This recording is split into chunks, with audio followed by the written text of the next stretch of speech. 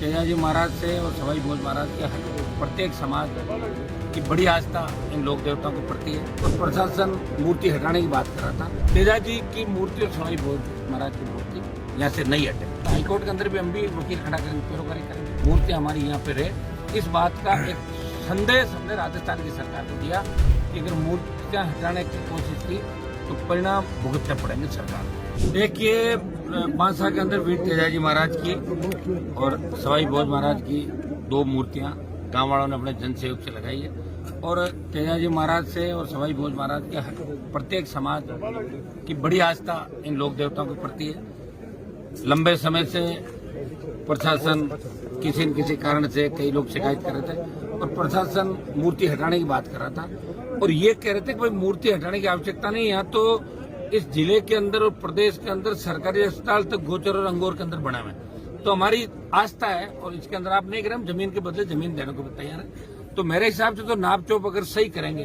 तो ये सरकारी उसके अंदर आएगा भी नहीं, शायद आबादी के अंदर निकलेगा। फिर भी एक बार चेक करा रहे, कमेटी बनवा दी, इस पर कलेक्टर से बात करके एडीएम, एसडीएम, डिप्टी एसएचओ और यहाँ के सरपंच साहब ये लोग इस कमेटी के अंदर रह जाएंगे। और तेजाजी की मूर्ति और सवाई भोज महाराज की मूर्ति यहाँ से नहीं हटे, ये हमने अल्टीमेटम दिया है। और चूंकि मामला हाईकोर्ट के अंदर चल रहा है तो हाईकोर्ट के अंदर भी हम भी वकील खड़ा करेंगे, पैरोकारी करेंगे।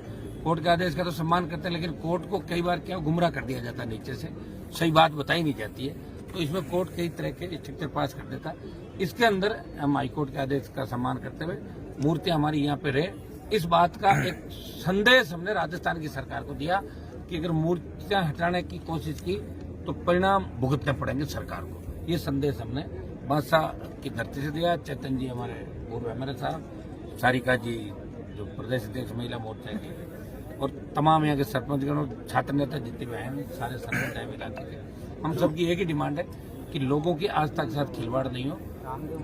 असामाजिक तत्व जिन्होंने मूर्ति तोड़ने का प्रयास किया उनकी भी गिरफ्तारी हो। ऐसी क्योंकि गाँव के अंदर स्वास्थ्यपूर्ण वातावरण के अंदर सारे समाज रहते हैं, हर समाज अपने अपने लोक देवताओं की मूर्तियां भी लगाता है, जयकारे भी लगाते हैं और हम सब एक दूसरे की आस्था का सम्मान करते हैं। इस तरह की बात यहाँ पे नहीं हो, ये गलत संदेश जा रहा है। इस बात का एक सांकेतिक कार्यक्रम था और हजारों लोग यहाँ पे अपने अपने साधनों से, मैं धन्यवाद दूंगा डीडवाना सहित पूरे नागौर जिले के जवानों किसानों का कि वीर तेजाजी महाराज के, सवाई भोज महाराज की मूर्ति को बचाने के लिए हजारों की तादाद में लोग सड़कों पर। ये पूरा राजनीतिक हस्तक्षेप तो आप देख लो, क्या सरकार किस हिसाब से चल रही है।